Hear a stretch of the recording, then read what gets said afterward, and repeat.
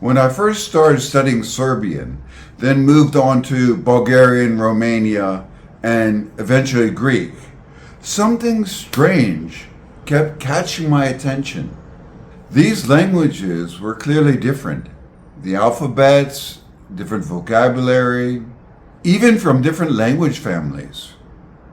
Of course, Serbian and Bulgarian and North Macedonian are all Slavic, but Romanian is Romance and Greek, well, is Greek. And yet they felt similar in unexpected ways. The first thing that really struck me was how they all seemed to avoid the infinitive form, the way you would say to go or to eat in English. Instead, they'd use full subordinate clauses, even for simple things. I'll explain about that more in a moment. But this curiosity led me down a linguistic rabbit hole. And that's when I discovered the concept of the Balkan Sprachbund. So what exactly is a Sprachbund? It's a term from German that means language union. But in linguistics, it refers to a group of languages that over time start to resemble each other because of prolonged contact and cultural exchange, not because they come from the same ancestral language, like Spanish and Italian or German and English. It's kind of like linguistic convergence. Languages start borrowing not just words, but deep grammatical features, like how they build verbs, form questions, and even use definite articles. The Balkans are the most studied examples of this region. The Balkan languages I will talk about are some of the most studied examples of this phenomena. It is a region shaped by centuries of empires, migrations, and multilingual communities where people often spoke 2 or 3 languages out of necessity. This constant interaction left linguistic fingerprints all over the map. So, despite their different roots, languages in the Balkans share a set of features that make them behave similarly in ways you wouldn't expect unless you lived it or studied them side by side. And in the Balkans, it's more than just a linguistic theory. It's something you can feel when you speak. Not all the features apply to every single language in the group. Nevertheless, this mix of languages is fascinating. So, first of all, what are the languages that make up the Balkan Sprachbund? Take a look at this diagram. You probably noticed some languages that you've never heard of. Besides the ones I already mentioned, other more well-known languages in this group include Albanian, Macedonian. By the way, I made a video concerning the Bulgarian-Macedonian controversy. Romani, the language spoken by the so-called gypsies, and some forms of Turkish. Now let's take a look at some of these features. The first one I noticed was the loss of or avoiding of the infinitive. One of the most striking features binding Balkan Sprachbund languages is their replacement of the traditional infinitive, to form of the verb, with subordinate clauses introduced by particles. This loss of the infinitive manifests across Albanian, Bulgarian, Northern Macedonian, Romanian, Bulgarian, Greek, even though they belong to different families besides those Slavic languages. Let's take a look at these example sentences. I want to go to the store to buy some fruit. I want you to go to the store to buy some fruit. Quiero ir a la tienda para comprar fruta. Quiero que vayas a la tienda para comprar fruta. Dua të shkoj në dyqan për të bler fruta. Dua që ti shkosh në dyqan për të bler fruta. Искам да отида до магазина, за да купя плодове. Искам ти да отидеш до магазина, за да купиш плодове. Сакам да одам во продавница за да купам овоше. Сакам ти да одиш во продавница за да купиш овоше. Vreau să merg la magazin ca să cumpăr fructe. Vreau să mergi tu la magazin ca să cumperi fructe. Θέλω να πάω στο κατάστημα να αγοράσω φρούτα. Θέλω να πας εσύ στο κατάστημα να αγοράσεις φρούτα. Here you also see how these are rendered in Spanish to illustrate the subjunctive structure in the second sentence and the use of infinitive when the subject is the same as the person doing it. And then in some prominent Balkan languages that share this characteristic. So as I said, in the Spanish sentence, the first one uses the infinitive, ir y comprar, while the second one uses the subjunctive vayas with the infinitive comprar.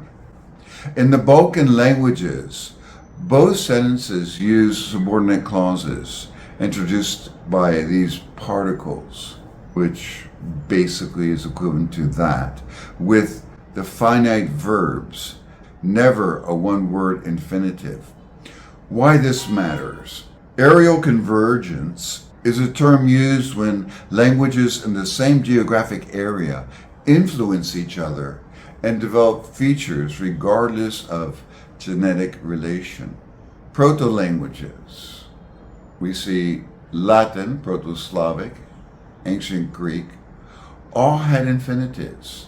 Yet modern Balkan languages independently replace them with subordinate clauses. The deep grammatical aspect is this affects a broad range of verbs, such as desire, want, ability, can, necessity, must, perception, see, reshaping sentence structures across the board. Contrast with other Slavic languages. Outside the Balkans, most Slavic tongues retain the infinitive. Only Bulgarian and Northern Macedonian have joined this Balkan pattern alongside the non-Slavic members. This form is also used in Serbian, more than Croatian and Bosnian, but they can also use the infinitive. This phenomena vividly illustrates how intense linguistic contact can override genetic inheritance, aligning disparate languages into a shared grammatical coalition. Next, we have the postposed definite articles. In many languages, the definite article, in English, the, precedes the noun. However, in the Balkan Sprachbund, you'll find the article suffixed to the noun. This feature cuts across unrelated languages in the region. Femeie. Femeia. Жена. Жената. Жена. Жената. Grua. Gruaja. Γυνή. Γυνήιτα. In Greek, the definite article often appears as a separate word, e for the feminine, but in certain colloquial or older forms, you'll observe inclisis. Why it matters. Again, areal convergence, this morphosyntactic trait, spread through language contact rather than inheritance. Since these languages come from Romance, Slavic, Albanian, and Hellenic families. Then we have typological rarity. Outside the Balkans and Scandinavia, postposed articles are uncommon in Indo-European languages. So as I said, within the Slavic group, only Bulgarian and Macedonian show this trait. Russian, Polish, Czech, and the others do not use definite articles. Okay, then we have clitic doubling. What is that? Well, clitic doubling is a syntactic feature where the clitic pronoun, like him or her in English, and a full noun phrase both appear to mark the same grammatical role, typically the object of the verb. O văd pe Maria. Я гледам Мария. Я я гледам Марија. Τη βλέπω τη Μαρία. Esho Marin.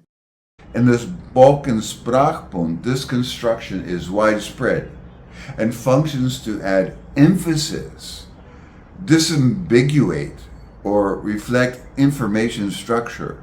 So again, why does it matter? We have areal convergence. Clitic doubling is rare in many Indo-European languages. Exceptions are Spanish and Italian, but thrives across diverse Balkan languages due to intense language contact. It allows speakers to highlight or topicalize the object, aligning with discourse needs in a conversation. Outside the Sprachbund, clitic doubling is absent in most related languages. And finally, let's take a look at syncretism in case marking. Okay, so what does that mean? Syncretism occurs when two or more distinct grammatical cases merge into a single form, reducing the number of distinct cases a noun must take. In the Balkans, several languages have simplified or lost certain case distinctions, often converging on a common pattern for oblique roles. For example, direct and indirect object, location. Here are some examples of case reduction. We have the protoform, modern reduction in Bulgarian and Macedonian, where the protoform had 7 cases. They lost noun cases almost entirely, relying on preposition or fixed word order. Then we have Romanian. Latin had 6 cases. Romanian retains the nominative, accusative, genitive, and dative only. It lost the ablative, vocative, and locative. Albanian, Proto-Albanian had 6 cases. It retains 5 cases, but with significant syncretism bringing them together between ablative and genitive. Ancient Greek had 5 cases. Modern Greek retains nominative, genitive, accusative. It lost the dative. So why does it matter? Well, again, we have the aerial feature. The streamlining of case systems facilitates clearer communication across languages in contact. We have typological alignment despite differing original systems. Balkan languages have converged on a similar set of morphological distinctions for noun roles. There are other features as well, but I think these examples are sufficient to introduce the Balkan Sprachbund, one of the most famous examples of this linguistic phenomena. If you are interested in knowing more about my linguistic and cultural journey through more than 30 languages and 101 countries as of today, then please take a look at my website, polyglotdreams.com. There you will find my life story. In my memoir, A Life in 30 Languages, I also share insights into how it is possible to deal with so many languages and cultures. The book is also available in numerous languages and dual language editions, as well as language learning sets that include audio editions that can greatly increase your listening comprehension and general language study. Thank you for listening, and see you in the next video.